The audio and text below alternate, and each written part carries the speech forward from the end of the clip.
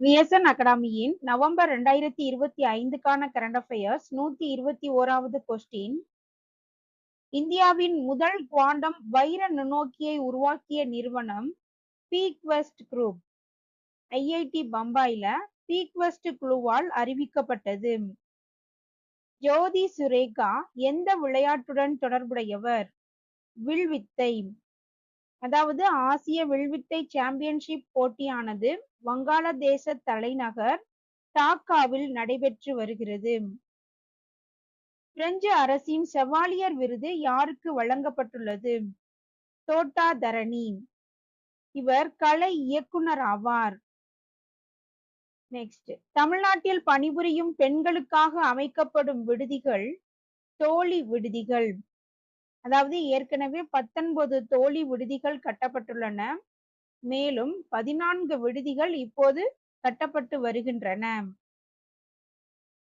எந்த மாநிலத்தின் துங்புக் இசை கருவிக்கு புவிசார் குறியீடு வழங்கப்பட்டுள்ளது? சிக்கிம். நெக்ஸ்ட், 2025ஆம் ஆண்டுக்கான சாகித்ய அகாதமியின் பால சாகித்ய புரஸ்கார் விருது தமிழ் மொழி பிரிவில் யாருக்கு வழங்கப்பட்டுள்ளது? விஷ்ணுபுரம் சரவணன். அதாவது ஒற்றை சிறகு ஓவியா நாவலுக்காக பால சாகித்ய புரஸ்கார் விருது வழங்கப்பட்டுள்ளது.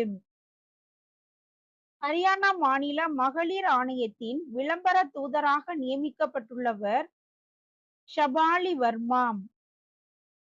இவர் இந்திய மகளிர் அணி கிரிக்கெட் வீரர். இந்திய மகளிர் அணி உலக கிரிக்கெட் போட்டியில் முதல் முறையாக இந்தியா சாம்பியன் ஆனது. நெக்ஸ்ட், இந்தியா கேட் விளம்பர தூதராக நியமிக்கப்பட்டவர் அமிதாப் பச்சன். பழங்குடியின வணிகர் மாநாடு எங்கு தொடங்கப்பட்டது? புதுதில்லியில் யசோ பூமியில் தொடங்கப்பட்டது. G7 வெளியுறவு அமைச்சர்கள் கூட்டம் எங்கு நடைபெற்றது? கனடா.